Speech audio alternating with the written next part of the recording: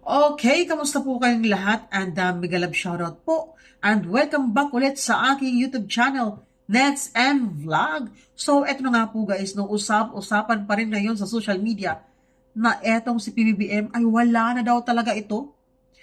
Nagurgur na nga daw talaga ito.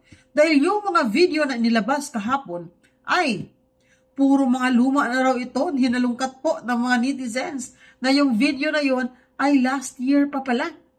Last year pa pala yun guys. At isa pa ha, etong si Maharlika may post din po siya na ang sabi niya nakaka-excite naman yung breaking news na vangag, na gorgor na. Tapos si Satanas daw ay tumakas na. Yun po ang sabi ni Maharlika. Sa mga post na ito, parang mapaisip ka, ano ba talagang nangyari kay PBBM? Nasaan nga ba talaga siya ngayon? Naniniwala na sana ako sa live na napanood ko kahapon doon sa RTVM, kaya lang po, parang kakaiba naman ang kanyang mukha doon. Ang layo ng kanyang mukha kasi mataba pa siya doon.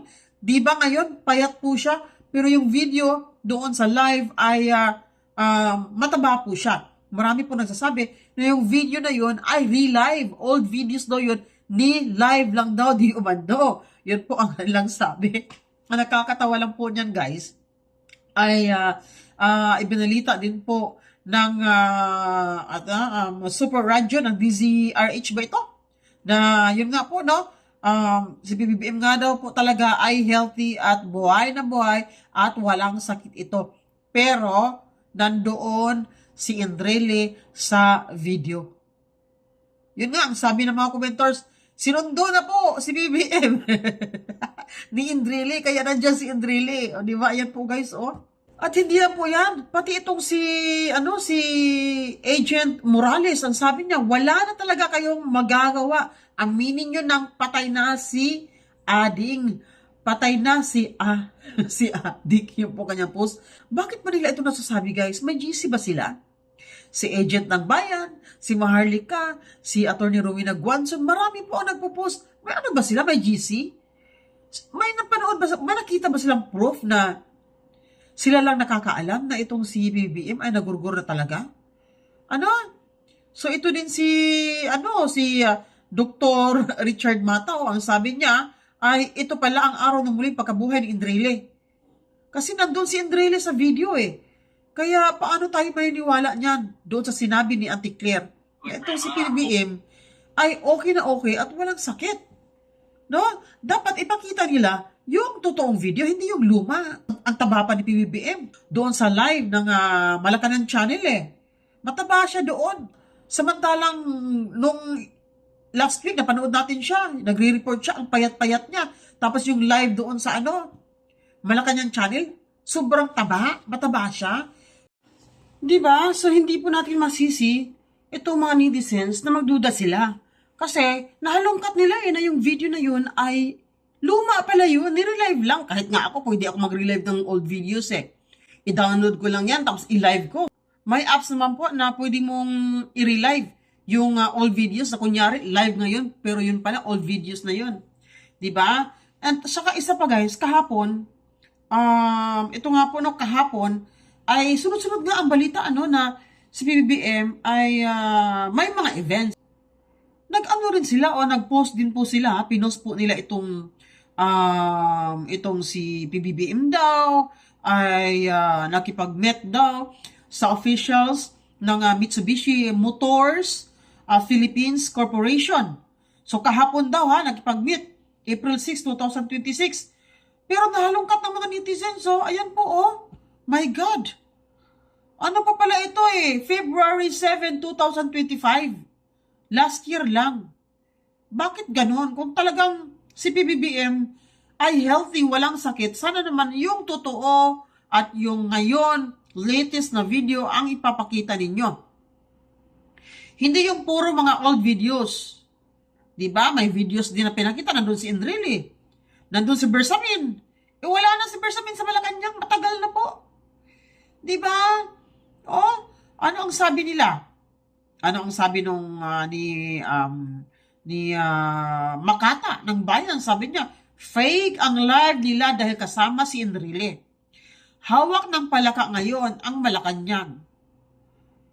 Naku po, sana naman hindi totoo. Ito lahat talaga ng mga sikat, malalaking vloggers ng DDS, iisa lang po ang kanilang mga post na itong si PBBM daw talaga ay malala na or nagurgor na. No?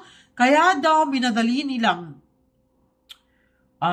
ipa-impeach itong si BP Sara kasi takot na takot si Lala si BP Sara ang umupo sa Malacanang ngayong 2026. Kung napanood nyo po yung live ni Atty. Harry Roque last month lang, na ang sabi niya, may nagsabi sa kanya na puting ahas na taga Malacanang na itong si PBBM, ang habilin daw talaga niya anuman ang mangyari kung mawala man siya sa mundo, wag na wag raw hayaan na si BP Sara ay makaupo sa Malacanang. Kaya siguro ngayon minadali po nila, di ba?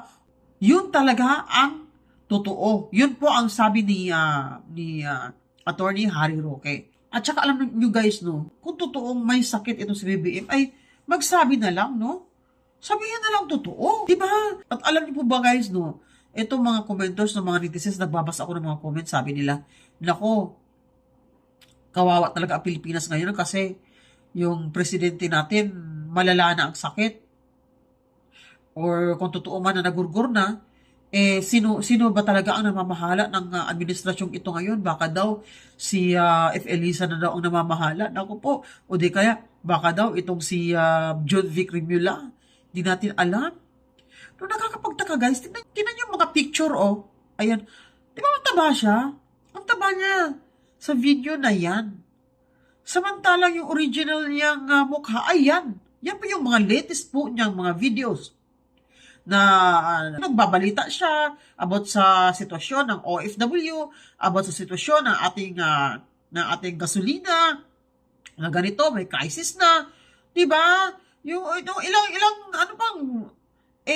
nung nakaraan pa lang, bago pa nga lang, panay report niyan panay alis niyan, naglilibot sa Pinas para i-report sa atin kung ano na ang nangyari o anong sitwasyon, kung ano ang sitwasyon sa ating bansa ngayon. O di ba? Payat siya, yan po yung original niyang picture. Pero makikita mo sa video, ba't ang taba? O, marami din po nakapansin na yung nasa video na live ko no kahapon ay tugma noong video last 2023 pa. Bakit mga lumang video ang pinakita ninyo? At saka si FL Lisa din po guys, ay ang kanyang post po, luma na picture. Diba? Nung Easter Sunday. Nag-post po siya. Sabi niya, Happy Easter, everyone. Yun po ang kanyang sabi. Lumang picture at mataba pa si PBBM dyan. Kaya hindi po natin masisisi ang mga netizens. Bakit sila nagdududa? So, abangan natin guys ang susunod na kabanata. Malay natin baka totoo nga talaga siyang healthy. Pumayat lang siya last week, tapos after 1 week, biglang tumaba. Malay mo, di ba? Hindi natin alam. Baka may magic, bigla siyang tumaba. Di ba? Kaya abangan natin baka mamaya or bukas, may bago na naman silang live. Di ba?